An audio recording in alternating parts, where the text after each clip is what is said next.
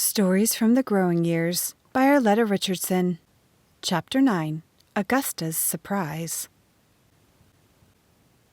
It was some time after the telephone came to North Branch before our village had access to electricity. When streetlights were installed, the entire town turned out to see them go on for the first time. "It isn't exactly like watching New York City light up," Sarah Jane commented. "But 3 blocks is a start." As chairman of the town council, Jerome Grayson was given the honor of pulling the switch. Myra stood with us on the edge of the square and nervously twisted her gloves. "I'm more comfortable with a light you can blow out without touching it," she said. "I've read about people handling the wrong wire and getting a terrific shock. It can even kill you." "I'm sure these wires are all covered so that can't happen," I said. "All the big cities have electric lights, and I haven't heard of anyone being electrocuted." Myra wasn't reassured. "Maybe not downtown if you stay away from the light posts. But how about in your own house? You have to pull the string every time you use the lights. And think about what happens when the bulb burns out. Who's going to touch it to put in a new one?" "Thomas Edison began working with electricity way back in the 1870s, Sarah Jane reminded her, "and he's still living." "I've read about him," Myra replied. "He didn't get very good grades in school. Maybe he doesn't understand all there is to know about it. At any rate, I know that I don't, and I'm going to give it a wide berth." "People were afraid of the telephone wires at first, too," Colleen put in. "But they've gotten used to them. Isn't Jerome anxious to have electric lights in your house?" "Oh, yes," Myra said. "As soon as the wires run out that way, we'll have it. But there's nothing to say that I can't keep with my oil lamps trimmed and ready. After all, that's biblical. I don't find anywhere that Jesus said keep your electric lights shining." Myra laughed with us, but it was clear that she was serious about not trusting the new system. She was visibly relieved when the lights were glowing and Jerome returned to join us in the crowd.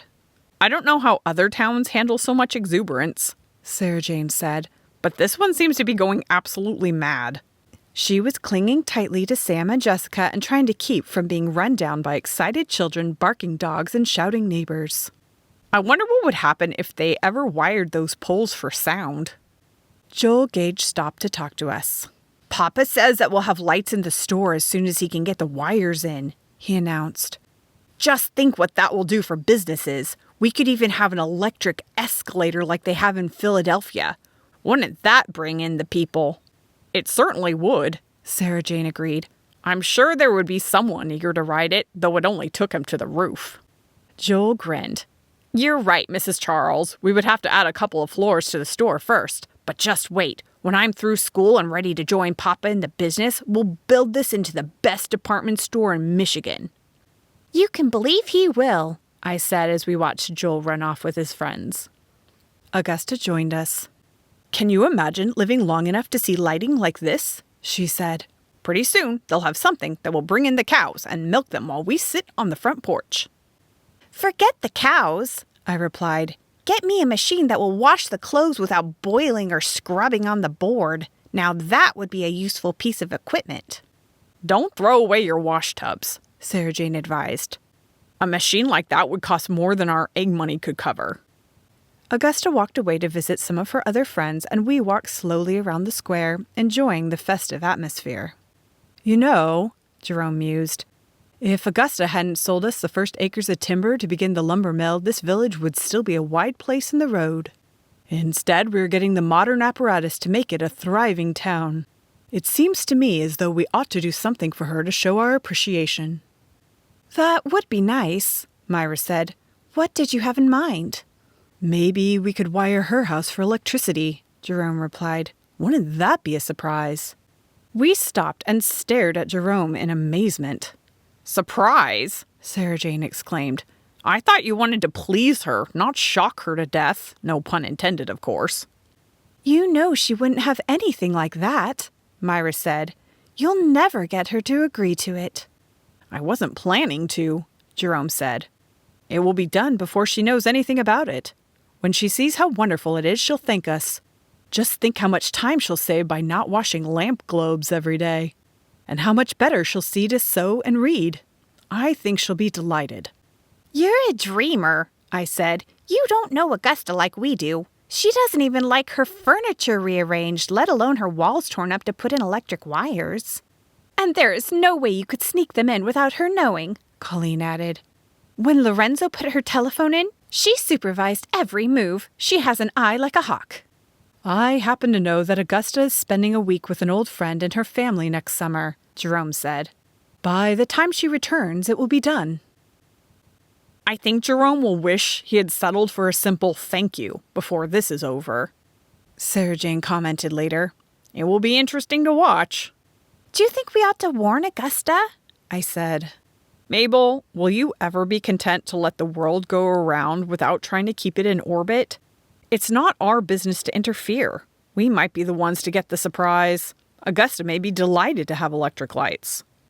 We both knew how remote that possibility was, but Sarah Jane was right. We should keep out of it. Over the next months, most of the businesses along Main Street took advantage of the opportunity to modernize. One by one, the poles went up along the river, and the railroad tracks and homes close to town were being lighted by Edison bulbs. Sarah Jane stopped in one morning toward the middle of August. Augusta is getting ready for her trip, she reported. She's all a twitter. She says she hasn't left home for more than overnight since she was a girl. I'm going to be all a twitter when she comes back and sees what has happened to her house, I said. The train bearing Augusta out of town was no sooner out of sight than Lorenzo began working on the electrical wires to her house. He was now the official installer of telephones and electricity in the area, and he had several men working for him. He admitted to Colleen, however, that this job made him a little uneasy. I'm not as sure as Jerome is that Augusta is going to appreciate this, he said. It's not like a new piano that you can move out if she doesn't like it. It will be difficult to undo this once it's done. Colleen was optimistic. Augusta saw the advantage of the telephone. When she gets used to the new lights, she'll wonder how she ever got along without them. Something tells me they'd better leave the kerosene lamps out where she can find them, Sarah Jane predicted as we watched Lorenzo and George Eliot drilling holes in the solid sideboards of the old house. Most of the ladies found that they had errands in town on the day of Augusta's expected arrival home. I wouldn't miss this for anything, Rebecca said as we browsed around Gage's store. I wonder what she'll say. Exactly what she thinks, Dorcas predicted. I've never known Augusta to hide her feelings. What are we going to do, form a parade to follow her home? Colleen said. If she doesn't suspect anything when she sees us all loitering around the station, she's going to know that something is amiss if we escort her to her house. Besides, Joel Gage chimed in, you all look guilty. You won't fool Miss Harris for a minute. Jerome is meeting the train with the buggy, Myra informed us.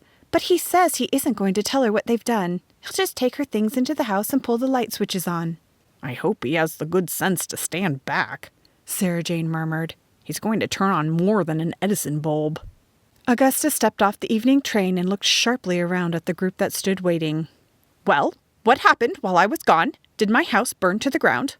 Of course not, Augusta. You've been away a long time, and we just wanted to welcome you back, I said. Likely story, she sniffed.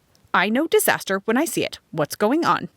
No disaster, Ma Williams said. A surprise, maybe, but nothing's wrong. I'll be the judge of that, Augusta replied. I am glad for a ride home, though. Augusta alighted from the buggy and stood surveying the house carefully.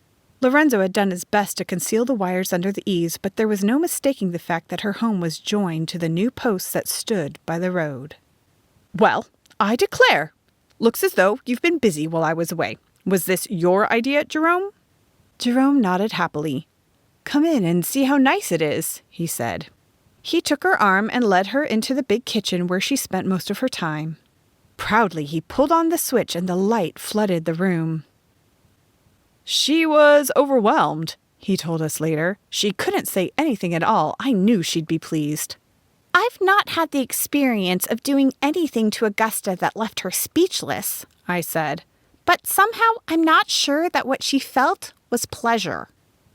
Later in the evening, Glenn was called to visit a member who was ill. It was after midnight when he returned, and I had just gotten up to take care of Claire. How's Nathan? I asked.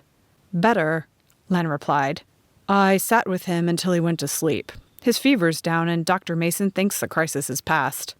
He took off his coat and hung it behind the door. When I came by Augusta's place, I noticed that the light was still burning. I was afraid she might be ill, so I went up to the house to see. There was no one in the kitchen, so I opened the door and called to her.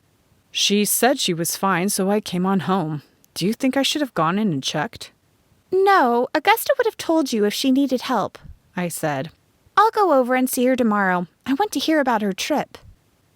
After breakfast the next day, I took the children and called on Augusta. She was sitting on her front porch, and I was dismayed to see that she looked fatigued. Her usually erect shoulders slumped and dark lines showed under her eyes. Why, Augusta, are you all right? You look terrible. Her eyes flashed in a way I recognized. Thank you for telling me, she said. I probably look as though I hadn't slept all night, which is just what happened.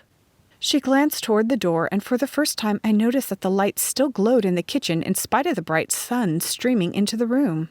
Did you know that your bulb is still on? I said. She gave me a withering look. Of course I know it. I'm tired, but I haven't lost my mind. Do you know how many people stopped here to see if I was all right before morning? Tramped up and down on my porch all night. They wouldn't have if the light had been out, I told her. Why didn't you turn it off before you went to bed? For that matter, why isn't it off now? Because I won't touch it, she snapped. Do you know that whenever the Bible mentions lightning, God is in charge of it? What makes a man think he can run it through houses and turn it on and off when he wants to? I am not the one to interfere with God's ways. I know Jerome meant well, and I'm grateful. But if God wants me to come to heaven on a bolt of lightning, he can send it. I am not going to reach out and grab it. I knew there wasn't any point in trying to reason with her, I said to Sarah Jane. I went in and pulled the light off. She'll never admit it, but she's afraid of that electricity. When she sees that no one is going to be harmed by it, maybe she'll change her mind. Don't stand on one foot until she does, Sarah Jane advised me. Augusta isn't alone in turning it down. Some people have other reasons for not liking it. Did you see what one town father has to say about our street lights in today's paper? She turned to the article and read it to me. North Branch does not need electric lights on its streets. They are hard on the eyes, produce color blindness and optical illusions. They're bad for ladies' complexions, and they keep chickens awake all night. Augusta will sympathize with the chickens, I laughed. I'm sure Frank won't stop selling kerosene oil and lamp wicks right away. Jerome will be disappointed, but he'll just have to realize that progress is slow when it means change. End of chapter 9.